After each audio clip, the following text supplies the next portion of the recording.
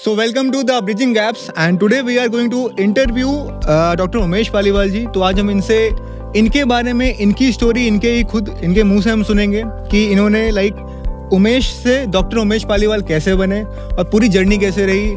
जो हम लोगों ने आरओ घूमा आज की आरओ का पर्पस क्या था और जो स्पेशली जो गीता ज्ञान यज्ञ होने वाला है हमारा 4 दिसंबर को अपकमिंग, वो क्यों होने वाला है, उसका पर्पस क्या है, उससे क्या इम्पैक्ट लाना चाहते हैं हम लोग। तो सर बहुत बहुत स्वागत है आपका इंटरव्यू में हमारे द ब्रिजिंग गैप्स में। जी thank you so much sir. Thank you. तो सर सबसे पहले तो मैं ये चाहूँगा कि जो आपका जो एक एनर्जेटिक जो एक स्वभाव है, मतलब कि 50 साल के युवा मैं तो आपके लिए यूज़ करूँगा, तो वो कैसे आप उसको मेंटेन करते हैं आप? कि सबसे जरूरी है कि आप खुश रहें जी। और जो करें उसको बोझ समझ के ना करें, उसको एंजॉय करें। तो अगर कुछ भी आप एंजॉय करेंगे तो कभी भी आपको थकावट नहीं होती है।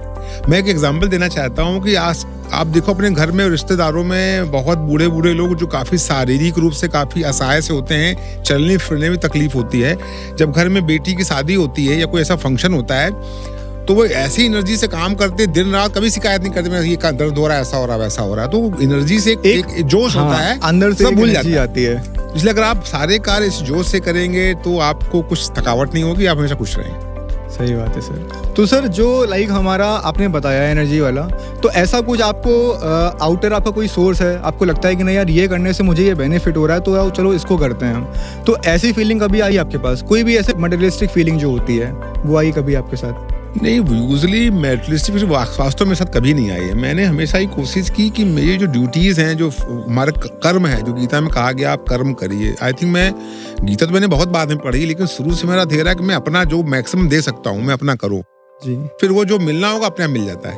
सही बात। तो मेरा सोर्स रहा कि मैं पैसे के पीछे नहीं कभी भागा हूँ, मैं अपना किया है। वो पैसा खास कहा जाता है कि लक्ष्मी जी के भागोगे लक्ष्मी दूर भागती है, दूर भागेगी। सही बात है। तो वही मैंने फंडा जिंदगी अपनाया है। कभी सोचा नहीं क्या मिलेगा, अपना पूरा करने का प्रयास किया और मुझको बहुत कुछ मिला है, मेरी उम्मीद से ज्यादा मिला है। बिल्कुल। तो सर जैसे डॉक्टर उमेश जो आज हम लोग विश्व विख्यात एक तरह से हम तो कहेंगे इसको, क्योंकि मैं तो आपको अपना एक आइडल मानता हूँ, क्योंकि मैंने आपको ग्राउंड पे काम करते हुए देखा है, मैंने खुद आपके साथ ग्राउंड पे काम करा है, कुछ इवेंट्स हम लोग के पुराने हुए हैं उसमें। तो ऐसा कभी भी मुझे फील नहीं आया कि मैं किसी के अंडर में काम कर रहा हूँ, किसी के साथ में काम कर रहा हूँ, मुझे ऐसी फीलिंग आई है। तो सर एक उमेश जी से, उमेश पालीवाल से डॉक्टर उमेश पालीवाल कैसे बने, वो जर्नी क्या रही, कब ऐसे कोई सिचुएशंस आए आपने सोचा कि नहीं मुझे डॉक्टर बनना है, तो वो क्या एक ऐसा था पड़ाव? क्योंकि ऐसा था कि बेसिकली मेरी एज ए सब्जेक्ट तो मैथ एंड फिजिक्स बेहतर थी, मेरी अच्छी थी। और सीपीएमटी के एग्जाम में मैंने जो है हाईएस्ट मार्क फिजिक्स में आए थे जी। लेकिन पता नहीं कब कैसे क्या हुआ, मुझको डॉक्टर बनने की इच्छा जागी। तो कोई घटना ऐसी मैं तो स्पेसिफाई नहीं करूंगा, लेकिन ऐसा कुछ लगा कि डॉक्टर्स को ज्यादा अच्छे लोग लगे, कि शोवर लगे, समाज सेवा करते दिखे, ज्यादा एक्सेप्टेंस दिखी, लोग सम्मान की दृष्टि से डॉक्टरों को देखते हैं, ऐसा कुछ रहा होगा जी, विदाउट एनी स्पेसिफिक इवेंट। तो मेरी इच्छा हुई कि मैं डॉक्टर बनूं जी। तो मैंने उसी के लिए प्रयास किया और आई थिंक ईश्वर की कृपा थी और मैं फिर सिलेक्ट हो गया और मैं बन गया। एक छोटा सा सर आपसे हम किस्सा सुनना चाहेंगे।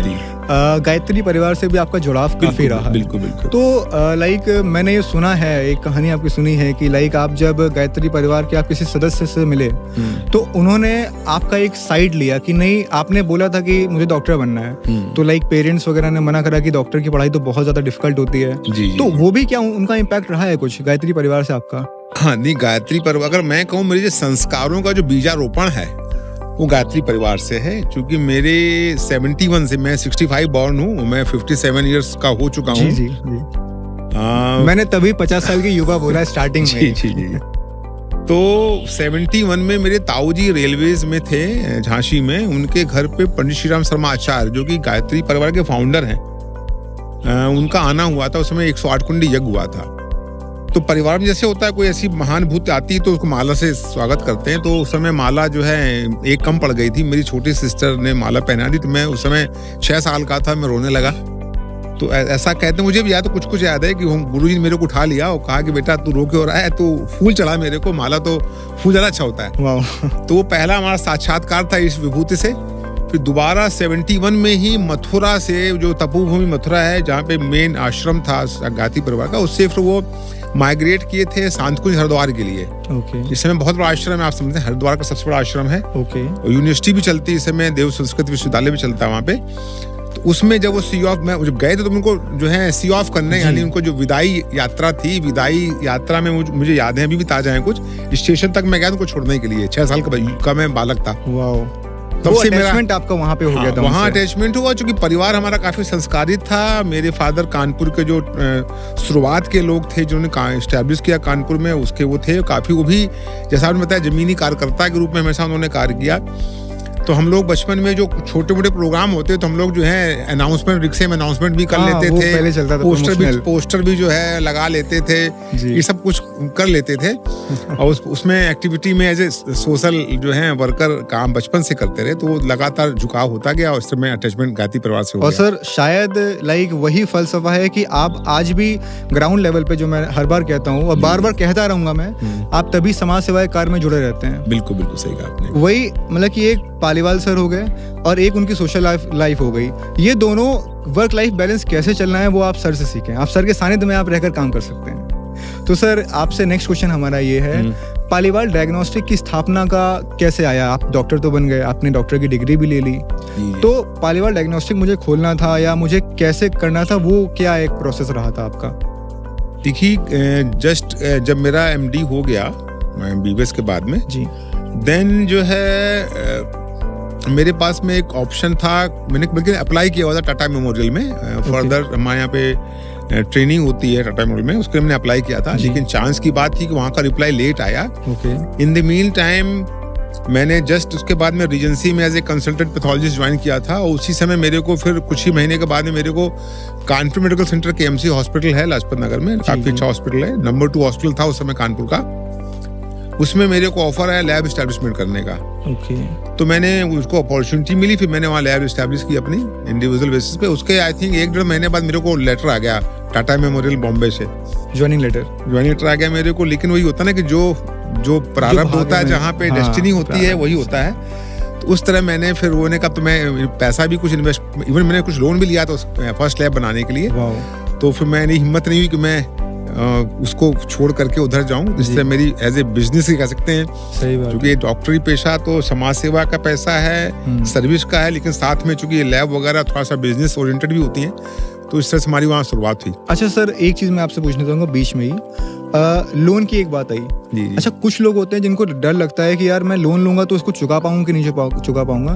तो जब आप वो अपनी पहली लैब बनाने के लिए आप वो कर रहे थे, आपने लोन लिया, तो एक मन में क्या था, यार इसको हम कर पाएंगे कि नहीं कर पाएंगे, वो चुक पाएगा कि नहीं चुक पाएगा, तो ऐसा कुछ था? देखिए, वो कभी मेरे सिर्फ एक बार ऐसा आया मेरी फीलिंग जिंदगी में, लोन चुका पाऊंगा नहीं पाऊंगा, क्योंकि मैं उस समय शुरुआत में तो इतना छोटा लोन था, मैं वेल कॉन्फिडेंट था। मुझे पूरा विश्वास था कि मैं अच्छी तरह करूंगा, क्योंकि मैंने एज ए स्टूडेंट लाइफ, मैं फिर कहना चाहूंगा बाकी जो ऑडियंस है, खासकर युवा है, कि कभी भी जब आप लर्निंग फेज हो तो उस समय जितना सीख सकते हो उतना सीखिए। सही बात है।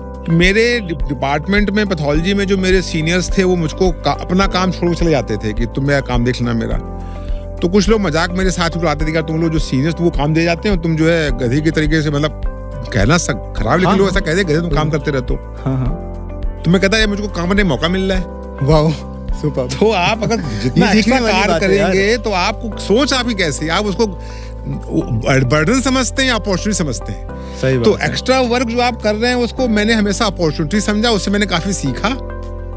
तो बात वो वही काम है, आया। अगर अपॉर्चुनिटी समझ के आप कोई भी काम कर रहे हो XYZ, और देखो यार वही होता है ना कि फलसफा उसका कुछ भी हो, लेकिन एटलीस्ट आप कर रहे हो तो आप कुछ ना कुछ उससे जरूर सीखोगे।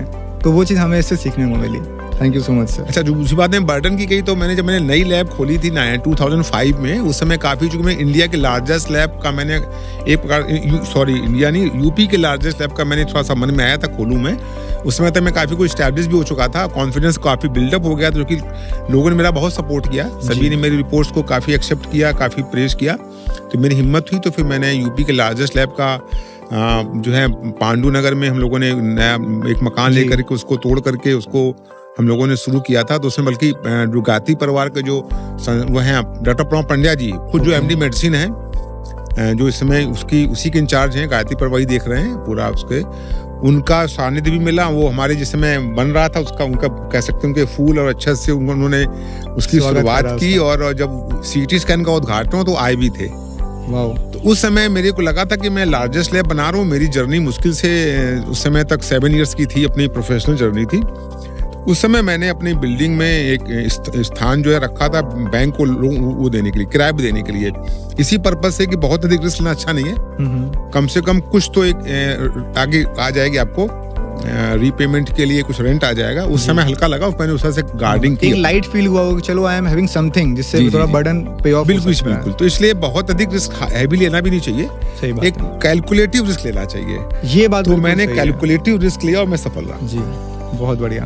तो सर आज के जो यूथ हैं वो मतलब कि वो लाइक सोशल मीडिया या कैमरा के सामने वाली जो फील्ड है वो आज बहुत ज़्यादा चल रही है। तो उस फील्ड में और उस एरा में क्या मेडिकल जो एस्पायरेंट है उसके लिए क्या अपॉर्चुनिटीज़ हैं? क्या मतलब कि आपको लगता है कि अगर आज कोई मेडिकल की तैयारी कर रहा है, किसी भी डिपार्टमेंट की कर रहा हो, तो क्या अपॉर्चुनिटीज़ हैं उसकी, या अपॉर्चुनिटीज़ हैं तो वो उसको कर पाएगा कि नहीं कर पाएगा? देखिए, पहले तो बताऊँ मैं आपको, उस समय जो हमारे समय में सिर्फ 7 मेडिकल कॉलेज थे यूपी में।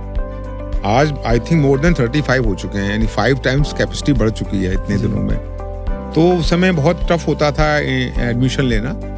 अब पहले के अपेक्षा का रिलेटिवली काफ़ी आसान हो गया है और लगातार मेडिकल फील्ड बहुत ग्रो कर रही है। पहले के अपेक्षा इतना अधिक ऑटोमेशन हो गया है, जो पहले एक डॉक्टर कम काम कर पाता था उसकी कैपेसिटी वर्किंग की बढ़ गई है, बहुत अधिक काम कर सकता है वो। डिफरेंट हॉस्पिटल्स, लगातार कॉर्पोरेट हॉस्पिटल्स आ रहे हैं, लोगों की अवेयरनेस बढ़ रही है हेल्थ के प्रति। तो आगे बहुत स्कोप है हेल्थ फील्ड में। अगर आप अच्छी तरह से काम करेंगे, डेडिकेट हो काम करेंगे, ईमानदारी से काम करेंगे, उसमें डूब के काम करेंगे, तो आप बहुत अपॉर्चुनिटीज हैं। और सर मेरा तो मानना ये है, आपका कोई भी लाइक डिपार्टमेंट हो, आपकी कोई भी लाइक डोमेन हो, इंटरेस्ट एरिया हो, आप मन से अगर काम करते हो तो वो जरूर सफल होगा। हर फील्ड में स्काई इज द लिमिट। आप ऐसा कुछ दीजिए जो औरों से अलग हो, आप अगर एक लीक में चलेंगे तो फिर तो आप पीछे फॉलोअर बनेंगे। बेसिकली आप अपनी खुद रास्ता बनाएं और एक नया कुछ करके दिखाएं तो सफलता जरूर मिलेगी। बिल्कुल सही बात है। तो सर लाइक आपने जैसे बताया कि मन से करो काम, भाई काम कुछ भी हो अगर मन से करोगे तो वो ज़रूर होगा। तो सर यहाँ पर लाइक आपका एक पर्सनल लाइफ हो गई पालीवाल सर की, एक पालीवाल डायग्नोस्टिक की जो सर की शायद प्रोफेशनल लाइफ है, और एक उनकी सोशल लाइफ है जो लाइक सामाजिक कार्यकर्ता के रूप में। तो सर आप एक ज़िंदगी में 3 लाइफ जी रहे हैं आप, तो ये कैसे कर पाते हैं आप? देखिए, 3 लाइफ जीने में हमको बहुत आसानी ये हो गई कि मेरी वाइफ जो है डॉक्टर मृदुला पालीवाल मेरे प्रोफेशन में ही है। She is PhD in molecular biology and biotechnology. Okay. उसकी भी एक घटना में पैथोलॉजी कैसे बन गया। हाँ बिल्कुल। बेसिकली मैं सर्जन बनना चाह रहा था, मेरा सर्जरी में एडमिशन भी हो ही रहा था, मेरा सिलेक्शन हो गया था जी। लेकिन उसी में मेरी एंगेजमेंट हो गई और डॉक्टर मृदुला वो इंडिया की फर्स्ट बैच की PhD हैं मॉलिक्यूलर बायोलॉजी बायोटेक्नोलॉजी में। वाओ। और सर शायद ये 1991 में शुरू हुआ था मेरे हिसाब से। नहीं, ये 91 में तो जिस समय उन्होंने किया था उसमें तो 90 कह सकते हैं 90s की बात है। ओके। उस समय 1990 91 में उनकी PhD हुई है। ओके। उस समय पहला बैच था, उस समय पूसा इंस्टीट्यूट में एक डिपार्टमेंट खुला था इसका, और फैकल्टी को भी 6 मंथ ट्रेनिंग लेनी पड़ी थी आपके इंग्लैंड में जाकर के। और उस समय उनका उसके बाद में उनको वहीं पे अपॉर्चुनिटी भी मिली थी एज ए साइंटिस्ट। उन्होंने खुद department as a student establish किया डिपार्टमेंट उन्होंने। तो जब मेरी एंगेजमेंट हो गई तो मुझको फिर लोगों ने सलाह दी कि मैं पैथोलॉजी और उनकी ब्रांच मैच करेगी तो तुम डायग्नोस्टिक में आओ, जिससे कि एक दूसरे को हम लोग कॉम्प्लीमेंट बन सके, कॉम्प्लीमेंट्री वर्क हो जाए। इसलिए फिर मैंने जो है, और इमर्जिंग ब्रांच भी थी उसमें, पैथोलॉजी डायग्नोस्टिक काफी इमर्जिंग ब्रांच थी, इसलिए मैंने वो सर्जरी का छोड़ करके फिर मैं पैथोलॉजी में आ गया। अच्छा, तो आपका था क्या कि आपको सर्जन बनना है? सर्जन बनने का मेरा ख्वाब था और मैं सर्जन बन भी रहा था, क्योंकि मेरा सिलेक्शन हो गया था। अरे वाह। क्योंकि उसमें कॉम्पिटिशन होता था उस समय, पहले तो मेरिट बेसिस पे होता था, बाद में फिर कॉम्पिटिशन होने लगा था MD-MS के लिए। तो वो 2nd ईयर था कॉम्पिटिशन का, तो उसमें मेरा सिलेक्शन भी हो गया सर्जरी के लिए। तो फिर सर्जरी छोड़ के मैंने, क्योंकि सर्जरी से पैथोलॉजी उसमें रैंकिंग कम होती थी, तो ऊपर से तो नीचे आप आ ही सकते हैं। तो मैंने सर्जरी से निचली रैंकिंग वाली पैथोलॉजी ले ली थी उस समय। ओके। तो वो मेरे लिए काफी बेनिफिशियल रहा, उन्होंने मेरा बहुत साथ दिया और मेरी बैकबोन है मेरी लैब में, पूरी क्वालिटी कंट्रोल सब कुछ मैं संभाल लेती है जी। तो इसलिए मैं कुछ सोशल हो पाया कह सकता हूँ मैं। हाँ, नेचर like था मेरा, आपका बचपन से burden- नेचर था। हाँ। लेकिन कुछ लैब चूंकि इतनी स्टैब्लिश हो गई है, लार्जेस्ट लैब अभी मेरी बनी हुई है, इतने 17 ईयर्स हो गए 17 हम सालों लोग से लार्जेस्ट लैब है यूपी के की। लार्जेस्ट लैब हम लोग मेंटेन किए हुए हैं, और हम लोग we are the only CSR company हाँ, ये भी बात इन है। Medical field in Kanpur. कोई भी मेडिकल फ्रेटर्निटी कानपुर में कोई भी इंस्टीट्यूट CSR में नहीं है, और पूरे यूपी में कोई भी डायग्नोस्टिक में कोई CSR नहीं है मेरी नॉलेज में। तो we are only company for the last 7 years. Okay, तो सर लाइक सर्जन के बारे में मैं थोड़ा सा उसमें आपको कुरेदना चाहूंगा। जी जी, अगर आप सर्जरी भी करते हैं तो सर्जरी के भी कई सारे डिपार्टमेंट होते हैं, हाँ बिल्कुल होता तो है। उसमें आपका क्या एक रुझान था, एक पर्सनल कोई रुझान था कि कुछ भी मिल जाए? हो सकता है मैं न्यूरोलॉजिस्ट बनता, अच्छा, ओके न्यूरोसर्जन, सॉरी न्यूरोसर्जन बनता। ओके ओके ओके ओके, तो ठीक है सर। लाइक आपने सोशल लाइफ के बारे में बताया, तो सोशल लाइफ से जुड़ा ही अपना एक आप कार्यक्रम कर रहे हैं जो कि एक गिनीज रिकॉर्ड बनाने जा रहा है, या उसकी तरफ एक इच्छुक है बनाने के लिए, तो जो कि गीता ज्ञान यज्ञ है, उसके बारे में आप सर क्या कहना चाहेंगे? देखिए, गीता एक ऐसा ग्रंथ है जो कि वैश्विक ग्रंथ है, जी, विश्व की समस्त भाषाओं में उपलब्ध है, विश्व के समस्त देशों में कहीं न कहीं किसी न किसी यूनिवर्सिटी में इसका कोर्स कुरिकुलम चलते हैं, रिसर्च होती है, और एक ऐसा ग्रंथ है जो कि वैश्विक में इसलिए भी कह रहा हूँ, ना कि हर जगह अवेलेबल है। जिसकी सोच है वो पूरी जो है वैश्विक है, मानववादी है, मतलब ह्यूमैनिटी की बात कहती है, ह्यूमन कैसे डेवलपमेंट हो, और ये किसी धर्म संप्रदाय की बात नहीं कहती है, एज ए ओवरऑल ह्यूमन का डेवलपमेंट कैसे हो। और ये ग्रंथ आया भी कहाँ से है? बेसिकली हमारे जो सबसे विश्व के प्राचीनतम ग्रंथ हैं वो हमारे वेद हैं, जिसमें कि उस समय तो कोई धर्म संप्रदाय भी नहीं हुआ करते थे, सब विश्व के सभी के प्राचीनतम हैं। उसमें ह्यूमन के बारे में, प्रकृति के बारे में, हमारे कर्तव्य क्या हो, हम कैसे रहें, हमारी जिम्मेदारियां क्या हैं, कैसे सब मिलजुल करके रहें, इस तरह की उसमें बातें कही हैं। अपना डेवलपमेंट कैसे करें और सोसाइटी कैसे होनी चाहिए, पर्सनल डेवलपमेंट हमारा क्या हो, एक इंसान का क्या परिप्रेक्ष्य होना चाहिए, हमारा उद्देश्य कि हमने जन्म क्यों लिया है ना, हमको क्या हमारे एम होने चाहिए, वो सब बातें वेदों में है और उनका सार उपनिषदों में है। तो गीता भी एक उपनिषद है और उन सब का सार गीता में है। गीता में 700 श्लोक हैं। तो उसके द्वारा ही लोगों की सोच, आज की जितनी प्रॉब्लम मैं देख रहा हूँ, चाहे व्यक्तिगत प्रॉब्लम हो, चाहे परिवार की प्रॉब्लम हो, चाहे देश की हो अथवा अंतर्राष्ट्रीय समस्या हो, जी, हर व्यक्ति आजकल अपनी ही चीजों में लगा हुआ है कि हाँ, मैं और मेरा, मतलब मटेरियल वो हाँ, मेटेरियलिस्टिक है और मैं और मेरा से आगे निकल नहीं पाता है। सही बात है, बिल्कुल तो सही बात है। दुनिया की समस्याएं या अपनी फैमिली की समस्याएं तभी हो सकती है जब आप दूसरे के बारे में सोचेंगे। तो वो सोच, मतलब जो गीता है वो पहले तो कहती है आप अपना डेवलपमेंट करिए, जी, सेल्फ डेवलपमेंट हो, आपका अपना विकास हो, उसके बाद आप समाज के बारे में, परिवार के बारे में सोचें, देन इस तरीके से society and then at large विश्व का कल्याण होता है, विश्व का वो होता है। उस तरह की बात गीता कहता है। तो हमको लगा कि ये हम लोग समय टीम काफी लोग, हमारे संरक्षक मंडल में कई लोग हैं, जी, सबको ये लगा कि हम लोगों को गीता को प्रमोट करना चाहिए, जिससे कि हमारी एक तो जो हमारी भारत की जो पुरानी वैभवशाली इतिहास रहा है, चाहे वो GDP माने, पहले 1.4 GDP विश्व का रहता था, पूरे विश्व को प्रेरणा देता था, सारे विश्व का गुरु कह सकते हैं, सबको लीड करता था, विश्व गुरु था सर। राजनीतिक रूप से तो नहीं था लेकिन आध्यात्मिक रूप से जरूर था वो। हमारे यहाँ के निकले हुए बौद्ध धर्म, जैन धर्म कई देशों में, यानी China, Japan, Indonesia, Java, Sumatra, Burma, Malaysia, Thailand, हर जगह जाकर हर जगह पे हमारा हमारा धर्म का प्रचार प्रसार हो रहा था। तो वो हम लोगों ने लीड किया है। तो पुनः इंडिया में क्षमता है कि वो उसको लीड करे पूरे विश्व को। तो तभी संभव है कि जब हमारी सोच अच्छी होगी और हम अपना और अपने पूरे परिवार का डेवलपमेंट करेंगे। समय फालतू ना वेस्ट नहीं करना चाहिए इधर उधर। हाँ, आजकल क्या है कि यूथ या जो भी कह लें, लोग टाइम का बहुत वेस्ट करते हैं, जबकि टाइम बहुत कीमती है जी।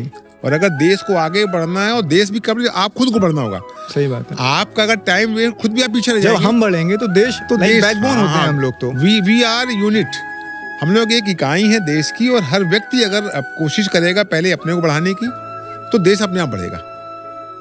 ठीक है ना। तो वो हमको गीता से प्रेरणा मिलती है। तो ये लगा कि गीता को प्रमोट करें, तो सारे कॉन्फ्लिक्ट जो है आपस में मतभेद दोनों हैं, वो दूर हो और इंडिया का कलेक्टिवली जो है ग्रोथ हो।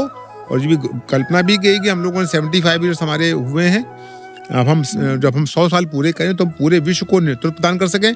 क्योंकि भारत ने हमेशा कभी राजनीति कहीं लड़ाई झगड़ा करके, जमीन कब्जा करके, खून बहा करके किसी देश में कब्जा नहीं किया है। ये ऐसी इच्छा नहीं रही जी है भारतवासियों की।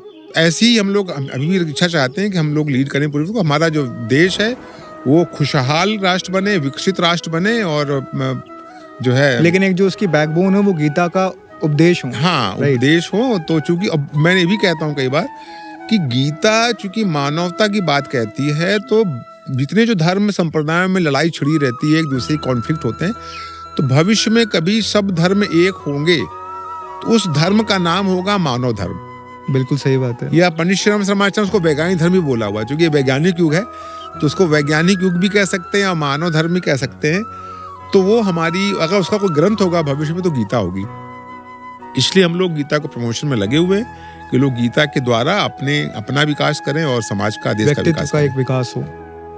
तो एक आह्वान मैं अपनी तरफ से आप सभी को करना चाहूंगा, जो युवा हैं जो इसको सुन रहे हैं, और जो पूरे कानपुर वासी और इवन यूपी वासी, कोई भी सर इसमें शामिल हो सकता है। बिल्कुल, सभी समझ सकते हैं। 4 दिसंबर को 12 बजे से हम लोग अपने ग्रीन पार्क में, जो कि एक लाइक हिस्टोरिकल अपना एक स्टेडियम है कानपुर का, वहाँ पर हम लोग गीता ज्ञान यज्ञ करने वाले हैं, जिसमें कि श्री कृष्ण के जो एक लीड एक्टर हैं वो भी आने वाले हाँ, हैं। नितिन भारद्वाज जी, जिन्होंने महाभारत सीरियल में कृष्ण का पाठ किया था, एक्टिंग की थी उन्होंने, और उनका खुद भी जीवन, जो पहले का जीवन था जो एक्टर्स का होता है उस तरह का था, एवरेज कह सकते हैं। बाद में उनका जीवन बहुत ही उच्च कोटि का हो गया, वो बहुत ही उन्होंने काफ़ी अपनी ऊंचाइयां प्राप्त की हैं आध्यात्मिक रूप से, एक योगी के रूप में वो सफल हुए हैं। तो वो आ रहे हैं हमारे बीच में। तो 4 तारीख को समय 12 बजे से आप सभी वहाँ पर उपस्थित हों, और एक वहाँ पर आप जाके एक वो दें अपना, एक लाइक अपने खुद का एक जो मन की शक्ति होती है वो आप दिखाएं वहाँ पर। जब एक प्रबल शक्ति के साथ आप वहाँ पे जाएंगे, लगेगा कि हाँ गिनीज रिकॉर्ड वाले भी आ रहे हैं शायद उसमें, तो उनको भी लगेगा कि हाँ भाई ये एक जनबल है यहाँ पर जो कि इसको सपोर्ट कर रहा है, और इसी के थ्रू हम लोग गीता का प्रचार प्रसार कर सकते हैं। बिल्कुल बिल्कुल जी जी। तो अभी हम लोग जहाँ पर बैठे हुए हैं, जहाँ पर हम लोग एक बातचीत कर रहे हैं, हम लोग एक ब्रिजिंग द गैप्स, हमने इसीलिए इसका नाम दिया है, जिससे कि एक युवा हम चाहते हैं कि लाइक जो आप लोग के जो क्वेश्चंस हों, तो वो भी हम लोग जो हमारे साथ आते हैं, पॉडकास्टीज आते हैं, हम लोग उनके सामने रखें, और हर एक उस क्वेश्चन का, उस हर्डल का वो हम लोग को आंसर दें। तो सर जहाँ पे हम लोग बैठे हुए हैं वो एक RO है, रे ऑफ होप है।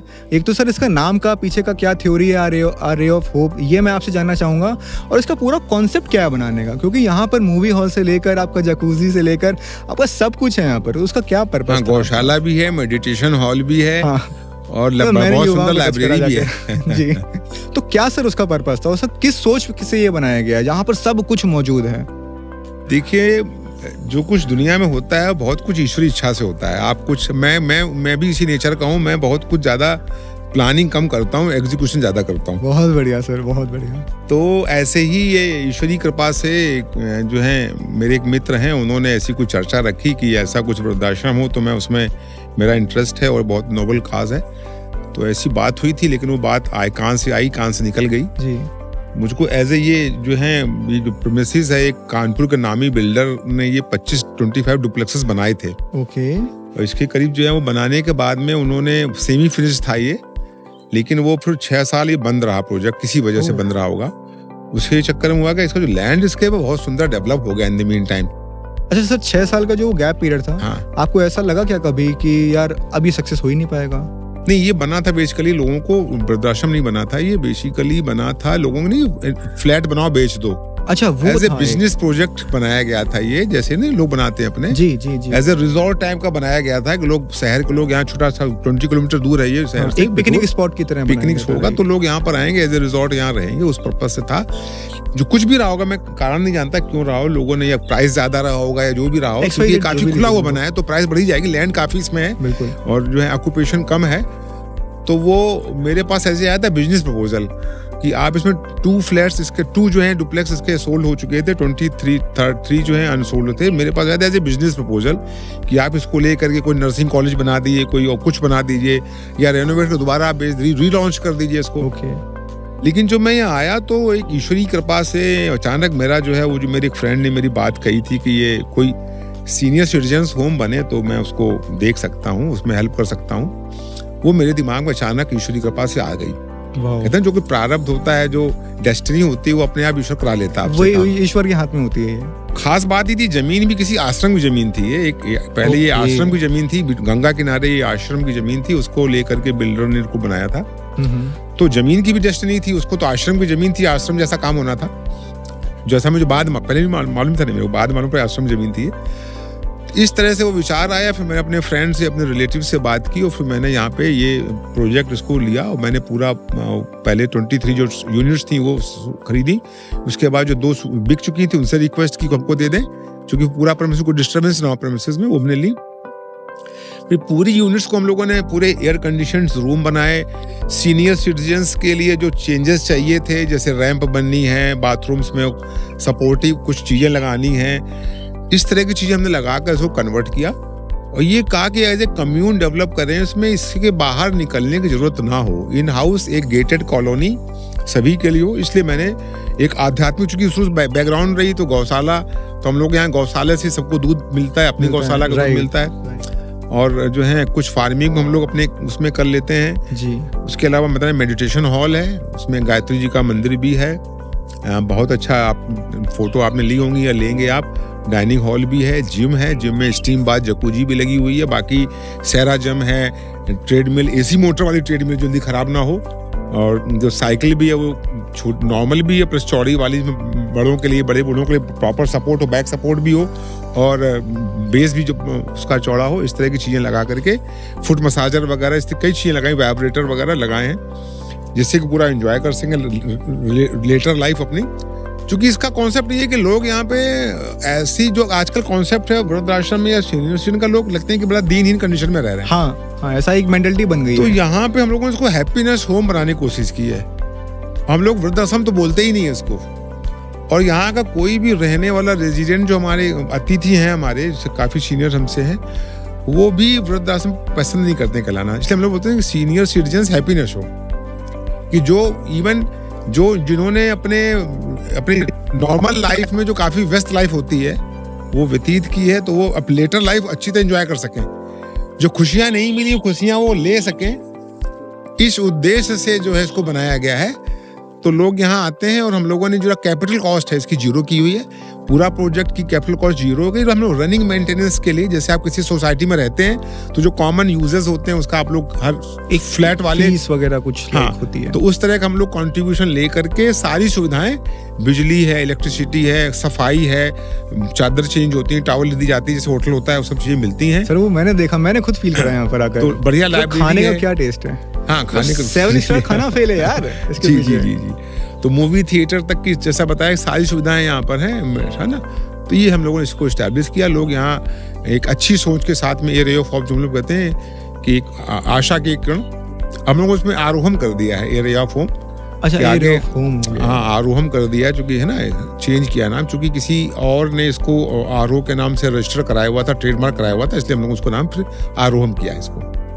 मतलब ये देखकर करवाया उन्होंने कि आपने बनाया है कि पहले से हो गया था? नहीं, हम लोगों ने आरोह के नाम से शुरू किया था, लेकिन उन्होंने हमको एक नोटिस दी थी कि ऑलरेडी इस नाम से जो है चल रहा है, तो वो उनका हैप्पीनेस होम नहीं है, वृद्धाश्रम नहीं है, लेकिन वो कुछ कुछ एनजीओ चलता है उनका, लेकिन हमने फिर उनका बात मानते हुए उसको आरोहम कर दिया है। नहीं सर, मैंने ये इसमें थोड़ा सा एक प्रकाश इसलिए डाला क्योंकि कई लोग होते हैं कि अगर समाज में अच्छी चीज हो रही होती है तो वो कैसे भी उसको काटने की कोशिश करते हैं, तो ऐसे लोग बहुत मिलते हैं। लेकिन अगर आपकी मन की मन से आप अच्छा काम कर रहे हो तो फिर ये सब बाधाएं दूर अपने आप हो जाती हैं। जी। तो सर हमारा जो कानपुर है, कानपुर का एक प्रोजेक्ट चल रहा है, कानपुर विजन 2047। जी। उसका एक अल्टीमेट पर्पस ये है कि 2047 में हम अपने कानपुर को कैसा देखना चाहते हैं। तो सर आपकी नज़र से कानपुर को आप कैसा देखना चाहते हैं?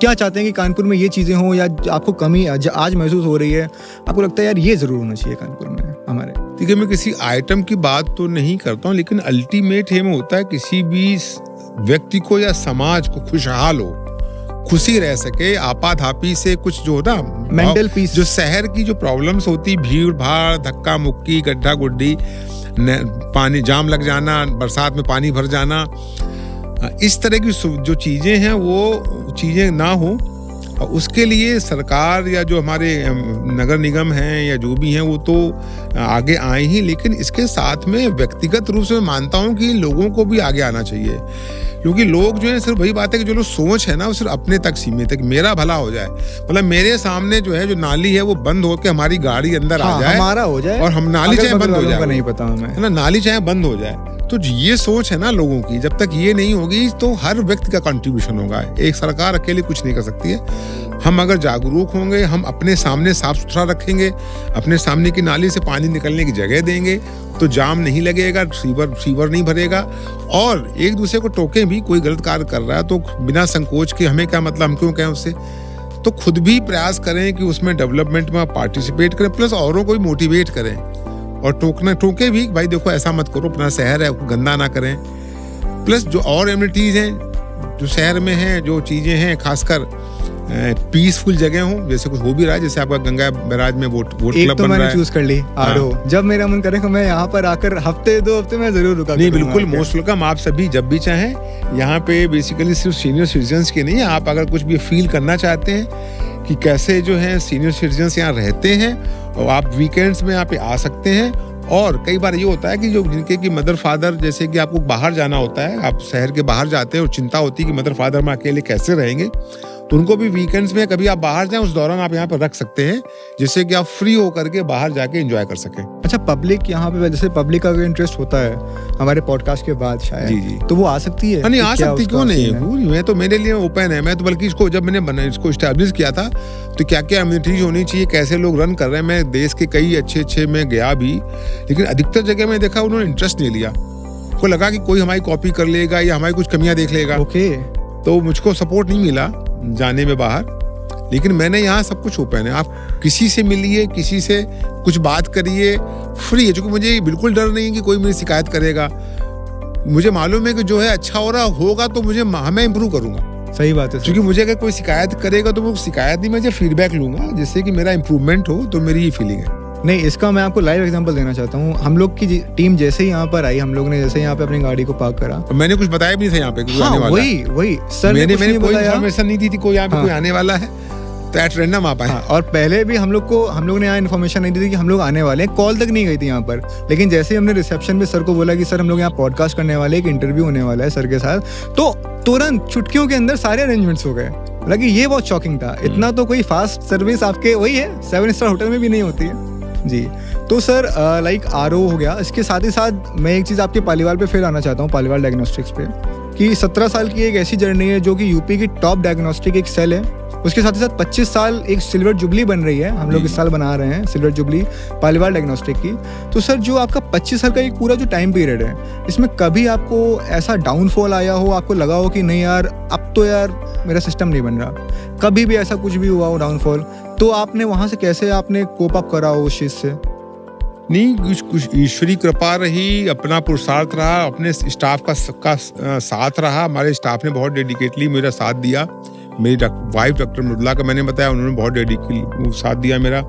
जो मेरे पेशेंट्स थे उन्होंने मेरी रिपोर्ट में विश्वास किया। मेरे डॉक्टर थे जिन्होंने मेरे को केसेस दिए, उनका मुझे बहुत फेथ मिला, तो इसलिए मेरा लगातार कॉन्फिडेंस बढ़ता गया।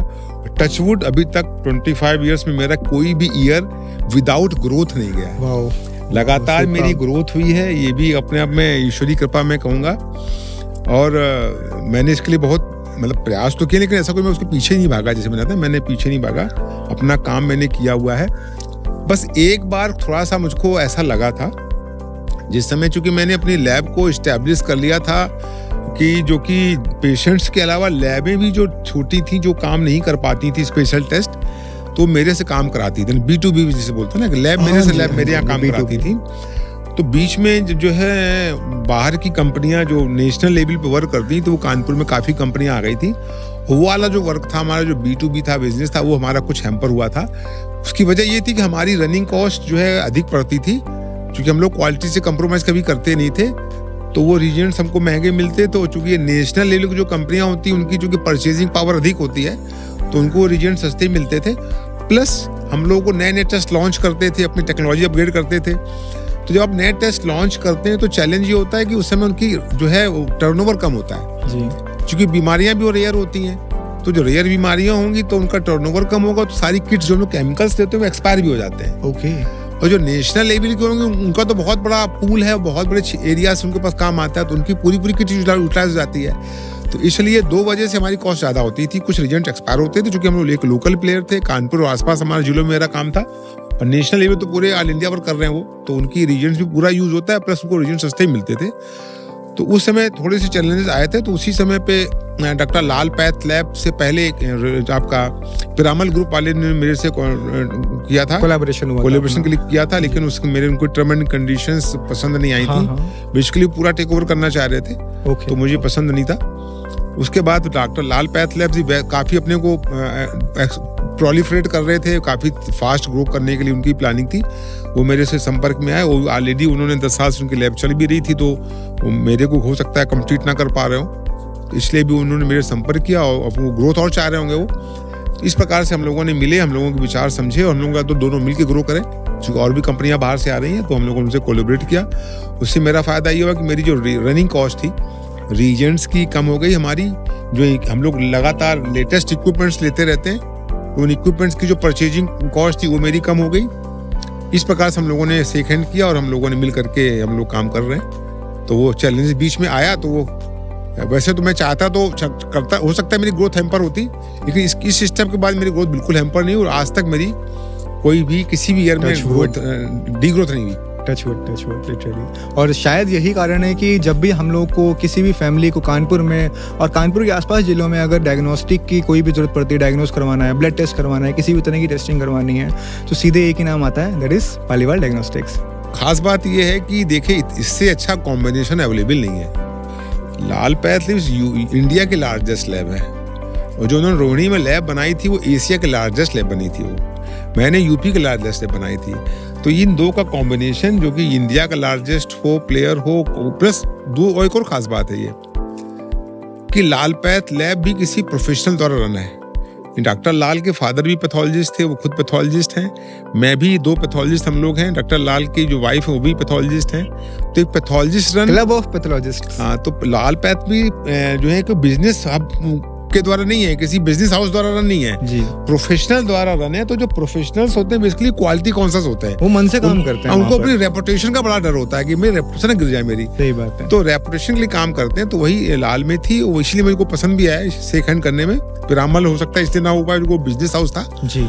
तो मेरा भी यही रहा कि हमारी भी जो है, मैं डॉक्टर मुल्ला दोनों इसी प्रोफेशन थे, तो हम लोगों ने वही अप्रोच कायम की कि हमें पेशेंट के लिए पे डेडिकेट होना। तो मेडिकल प्रोफेशन ऐसा ना कि हम लोग कुछ भी हैंकी पैकी चल नहीं सकता है। सही बात है। तो बहुत ही कंसंट्रेशन, बहुत ही रिफाइनमेंट चाहिए होता है, बहुत क्वालिटी कॉन्शियस होना पड़ता है, तो बिल्कुल भी गुंजाइश नहीं छोड़नी होती कुछ गलती होने की। सही बात है। तो इस तरह से हम लोगों ने जी सर, शायद वही रेपुटेशन का आपको ख्याल है या कुछ भी है, तो उस पालीवाल डायग्नोस्टिक्स ने और लाल पैथ लैब्स ने वो अपनी एक गुडविल बनाकर रखी हुई है कि फिर से कभी भी किसी भी बंदे को होता है कि मुझे डायग्नोस कराना है, तो सिर्फ एक ही नाम याद आता है, दैट इज पालीवाल डायग्नोस्टिक्स। बिल्कुल, बहुत बढ़िया।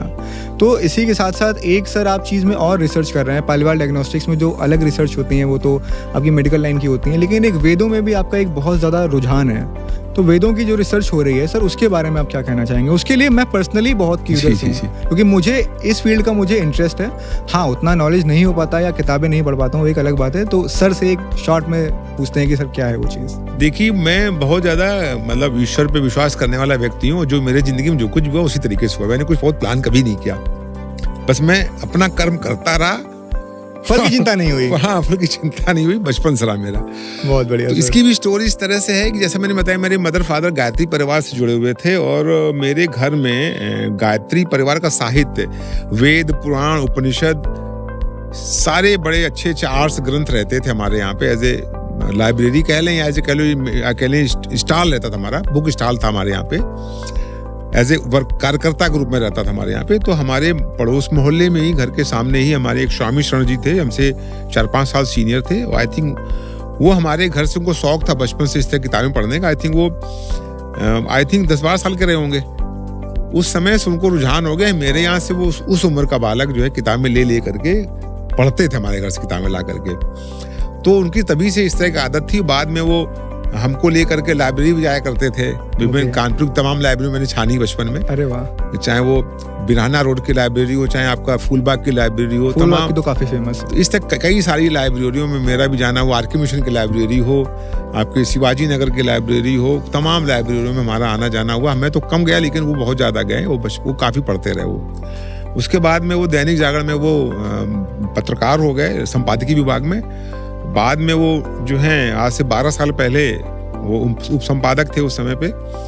कई जगह उन्होंने काम किया, आगरा, बरेली, अलीगढ़, कई जगह वो रहे, पोस्टर रहे। फिर बाद में उनको लगा कि अब मैंने बहुत कुछ कर लिया। उनकी इच्छा, जो कि पुरानी दबी हुई इच्छा थी वेद संस्कृत पे काम करने की, लगातार अपना अध्ययन भी करते रहे होंगे और उस तरह के उनके लेख भी आते रहे न्यूज़पेपर्स में। मेरे पास आए, बोला कि मेरी इच्छा ये है कि मैं अपनी नौकरी छोड़ करके इसी कार्य में लग जाऊं, हमारा सहयोग करोगे? वो इसमें अपना समर्पण देना चाहते थे। हाँ, पूरा टाइम देना चाह रहे थे। तो फिर मुझको लगा चलो अच्छा कार्य है, भगवान ने मुझको सक्षम बनाया है कि मैं कुछ सहयोग कर सकूं। बहुत बढ़िया। क्योंकि हमारा रुझान आध्यात्मिक शुरू से रहा, घर फैमिली की वजह से। इस तरीके से हम लोगों ने उनको जोड़ा और 2-3 स्टाफ रखे हम लोगों ने अपने ही ऑफिस में, पालीवाल डायग्नोस्टिक में उनको अपनी जगह दी। वाह। इस तरह से उसकी शुरुआत हो गई और वो 12 साल हो गए हैं लगातार उस पे। चूंकि मैं तो बेसिकली एज ए मेंटर उसको सपोर्ट कर रहा हूँ। मैं तो लेखन में कुछ रुचि है लेकिन अभी समय नहीं मिल पाया है, लेकिन मैं उनको सपोर्ट कर रहा हूँ हर तरह से। और वो कार्य चल रहा है, शोध कार्य कर रहे हैं, काफी कुछ काम उसमें हो चुका है। उसमें सबसे अच्छी बात है कि वेदों का शब्दकोश और वेदों का धातु कोश जो आज तक कहीं आपको मिलेंगे नहीं या बहुत रेयर मिलेंगे, उस पे काम हुआ। वेदों का सरलीकरण हुआ, जो मैंने गीता में काम किया है। मेरी कह सकते हैं पहली पुस्तक अगर कहें एज ए संपादक या संकलन करता, क्योंकि मैंने पहली पुस्तक जो है गीता पे लघु सरल गीता का भी संकलन किया है। कराया आपने शायद, ऐसा कुछ है? उसको मैंने भी कुछ किया। जो हमारे टीम हमारी है पालीवाल प्रकाशन में, जो हमारे स्वामी विश्वनाथ जी टीम है, उनसे भी मैंने उसको जो कठिन श्लोक होते हैं उनको मैंने सरल किया है उसी थीम पे जैसे वेदों में किया गया है। तो वेदों को जो कठिन संस्कृत है उसको आसान संस्कृत में संधि विच्छेद करके आसान बनाया गया है। शायद इसलिए कि जो आपकी अपकमिंग जनरेशन है वो उसको समझ सके। लोग इतना कठिन होने से जाना नहीं चाहते हैं, कहते हैं इतना कठिन कौन पड़ेगा। लेकिन सर एक दिक्कत है, जो आज का यूथ है उसको डीजे क्लब बड़ा पसंद आता है, उसको इंडी सॉन्ग्स बड़े पसंद आते हैं, तो वो इसमें जाना नहीं चाहता है। तो क्या ऐसा कुछ आप कर सकते हैं, या ऐसा क्या आप कहना चाहते हैं जो भी लोग ये चीज़ में डिपार्टमेंट में करते हों, ट्रांसलेशंस वगैरह, कि आप गीता को भी आप उस तरह से बनाओ कि आज के लोग सुने उसके, जो आज का यूथ है वो सुने इसको? क्योंकि डीजे में तो हम लोग बहुत ज़्यादा एक्सपर्ट होते हैं। ऐसा ना कि डीजे, देखिए मैं किसी चीज़ का विरोध नहीं करूँगा, क्योंकि हर चीज़ जरूरी है। डीजे को एज ए मनोरंजन लीजिए आप, वो एंटरटेनमेंट है, ये ज्ञान की चीज है। वो एंटरटेनमेंट जो आप इसमें अच्छा लगे आपको, जो आपकी हॉबी हो उस हॉबी को एंजॉय करिए। तो डीजे आपको एज ए एंटरटेनमेंट लीजिए, उसको एंजॉय करिए। उसके बाद मन की शांति के लिए, अपना ज्ञान बढ़ाने के लिए, क्योंकि गीता पूरी क्या है, वो ज्ञान योग है, कर्म योग है, भक्ति योग है, सांख्य योग, पूरी योग की बात है। और योग में हम लोग कहते हैं कि योग है कर्म से कौशलम, कर्म को कुशलता पूर्वक करना ही योग है। तो आज जब डीजे में हो तो पूरा डूब जाइए, डीजे में पूरा रिलैक्स हो जाइए आप। जब पढ़ाई का समय है तो पूरा डूब जाइए पढ़ाई के समय में। मैं अभी आजकल गीता का वितरण कर रहा हूँ स्कूलों में। मैं बच्चों को यही बोलता हूँ कि आप लोग एग्जाम के टाइम में 1 घंटे में जितना पढ़ लेते हैं उतना तो 1 हफ्ते में नहीं पढ़ पाते हैं नॉर्मल डेज में। बिल्कुल सही बात है। और ना तो इतना कैसे हो जाता है जी? तो उसका उत्तर यही कि साहब उस समय तो बड़ा कंसंट्रेशन बनता है, डर रहता है, प्रेशर रहता है अंदर से, प्रेशर रहता है, फेल हो जाएंगे। तो आप जो है उसी अगर मनोयोग से पूरा कंसंट्रेट होके हमेशा पढ़ेंगे तो आप कम समय में पढ़ लेंगे। उतने घंटे पढ़ने नहीं पड़ेगा। आप टाइम पास कर रहे हैं, मन कहीं चल रहा है, कुछ सुन रहे हैं, पढ़ भी रहे हैं, तो वो ना करके डेडिकेट होकर के पूर्ण समर्पण भाव से पूरे मनोयोग से आप पढ़िए। खाने के समय पूरे मनोयोग से भोजन करिए और आराम के समय पूरा आराम करिए। जो जिस समय अल्टीमेटली हाँ वही है, जो इस समय आप पर्टिकुलर टास्क कर रहे हो आप उसमें अपना पूरा 100% दे दो तो वो सफल जरूर होगा। बिल्कुल राइट। तो आगे बढ़ना तो हम लोग काम ही जो लोग गीता ज्ञान चलाया वो यही बता रहे हैं लोगों को, अवेयरनेस लोगों को नहीं। देखे ना, हमें लोगों को अवेयर करना होगा कि किससे क्या मिलने वाला है। तो वही हम लोग अवेयर कर रहे हैं कि आप लोग गीता का पढ़िए। गीता में हम लोगों इसलिए 75 श्लोक चुने हुए हैं कि जो आसान श्लोक हैं, जो कि डे टू डे लाइफ में बहुत इंपॉर्टेंट है। और जैसा बताया हमने संधि विच्छेद जैसे वेदों में किया हुआ है, उसको पूरी श्लोकों को हम लोगों ने संधि विच्छेद करके पढ़ने लायक बना दिया है। उसका अर्थ बहुत आसान कर दिया है। और उसको हम लोग जैसे नोट्स, जैसे एग्जाम के नोट्स लोग बनाते हैं ना पास होने के लिए, वैसे हेडिंग डाल करके अंडरलाइन करके उसको नोट्स के रूप में कन्वर्ट किया है, जिससे लोगों को इंटरेस्ट हो, रुचि बने। होता है कि लोगों को रुचि नहीं होती है, हाँ, इंटरेस्टिंग करते हैं उसको, बोल्ड फील करते हैं कई बार। तो इंटरेस्टिंग बनाया मैंने। उसमें पूरी भूमिका दे दी है कि महाभारत हुई क्यों थी, महाभारत में कैसे क्या हुआ, संजय को दिव्य दृष्टि क्यों मिली, धृतराष्ट्र ने मांगी थी हमको दो तो हम देखना चाहते हैं, लेकिन उनको दी नहीं गई। जिंदगी भर तो आपने जो है इस आंखों से अच्छा देखा, अब बुरा देखने के लिए आंखें को। अब तो चूंकि सारे आपके जो है बेटों के भतीजों के जो है आप सारे रिश्तेदारों की युद्ध होगा तो लोग मरेंगे भी, तो उन आंखों से क्या देखोगे, तो इसलिए संजय को दी गई आंखें, उनकी आंखों से उन्होंने नैरेट किया पूरा धृतराष्ट्र को। ये सब चीजें पूरी बात चूंकि स्टोरी के रूप में छोटा सा है लेकिन उसको इंटरेस्ट क्रिएट किया गया है, तो लोग उस तरह से आपने उसको ट्रांसलेट करवाया या बनवाया है। हाँ, उससे बनाया उसको, जिससे कि लोग को इंटरेस्ट आए। छोटी सी किताब में जो है उसको, मैं अगर बुक हो तो मैं चाहूंगा अगर बुक आ जाए तो मैं दिखा भी दूं दर्शकों को जी, तो वो जो है लोगों में इंटरेस्ट क्रिएट हो। बिल्कुल बिल्कुल बिल्कुल, है ना, इस तरह से हमने उसको तैयार किया, तो इसके द्वारा आप आसानी से पढ़ेंगे। और आगे हमने लास्ट के जो 2 पेजेस है उसमें हमने ये लिया हुआ है कि गीता की जो हमारी लाइफ की डिफरेंट स्टेजेस होती हैं, कभी हमें क्रोध आता है, कभी ईर्ष्या होती है, कभी लोभ की बात आ जाती है ना, तो लाइफ की डिफरेंट कंडीशंस में उस पे कैसे नियंत्रण करें, कैसे उस पे पार पा सकें, उसमें कौन कौन से अध्याय में कौन कौन से श्लोक हैं वो हम लोगों ने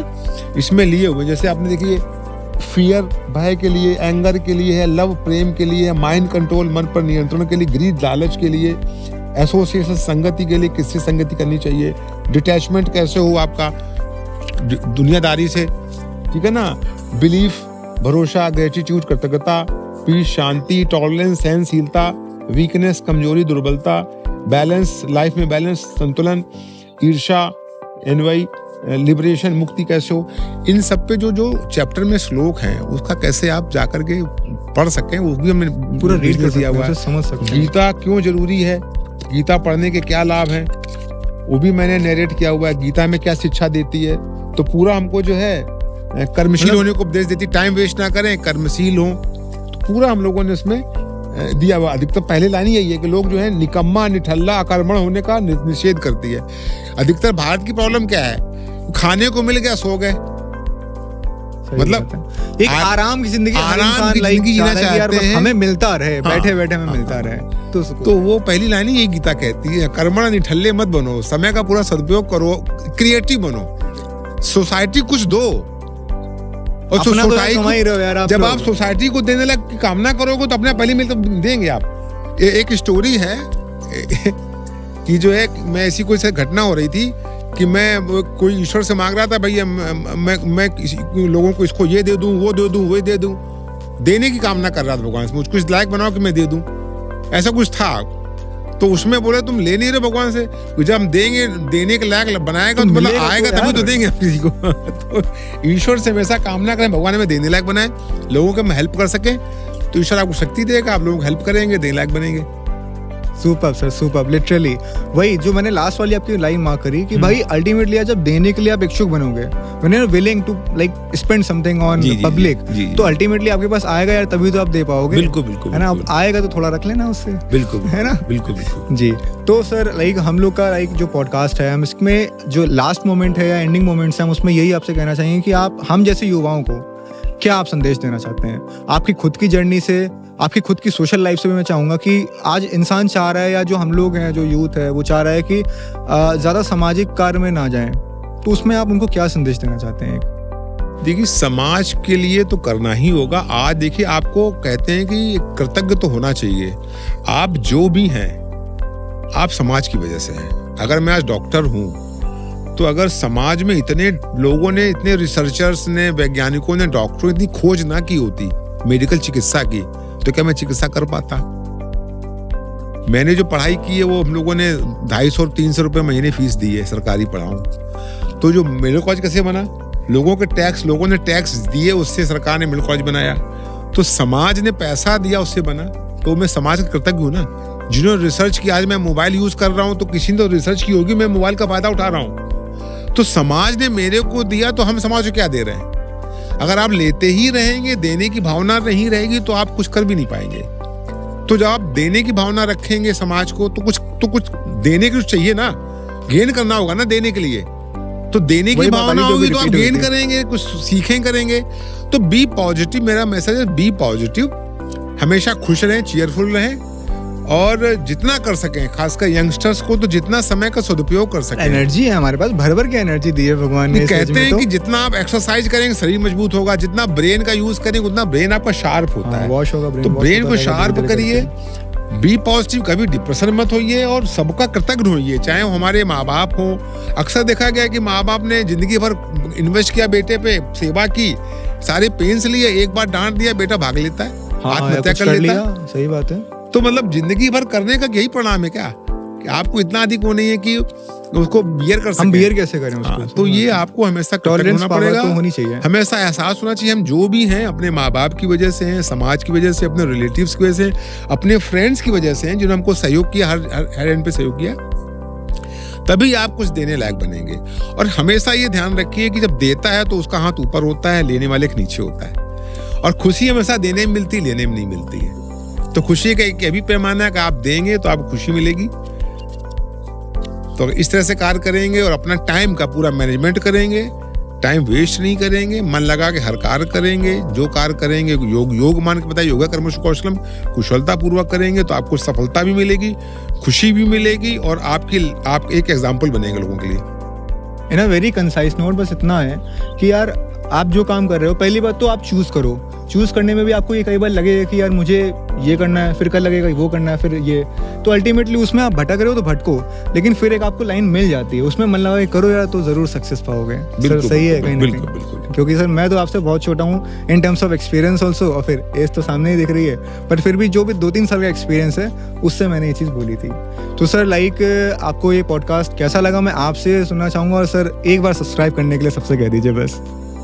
तो मैं सभी से गुजारिश करूंगा, उत्कर्ष का जो ये पॉडकास्ट है इसको आप लोग सभी सब्सक्राइब कीजिए, क्योंकि आपकी जो फीलिंग है वो सोसाइटी को देना चाहते हैं। नए जो स्टूडेंट्स हैं, नए एस्पिरेंट्स हैं, यूथ है, वो कैसे आगे बढ़े, उस लाइफ में कैसे ग्रोथ करे, ये आपका एम है पूरे पॉडकास्ट का।